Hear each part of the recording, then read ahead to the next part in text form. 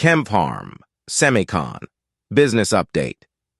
India's first chip manufacturing plant has come up at Rajasthan in northern part of India, having company name Sahasra Semiconductors, who has implemented Cleanroom for the first chip manufacturing company in India. None other than Chempharm Industries.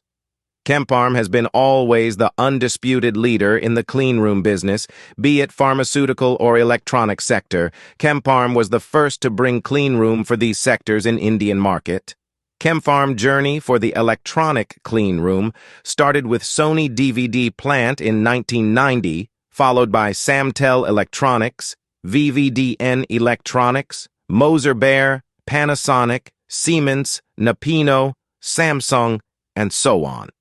With the current implementation of Sahasra Semiconductor, we are becoming more experienced in terms of knowledge for the latest technologies. 30-plus years of solid experience in electronic and pharmaceutical makes us the first choice for the cleanroom business for latest and most critical applications like semiconductor. From the date of our inception since 1985, our journey has been always exciting and full of new challenges. Contact Chempharm for your upcoming cleanroom projects, and let's ensure together we fulfill the dream of India to become #1 in semicon industry.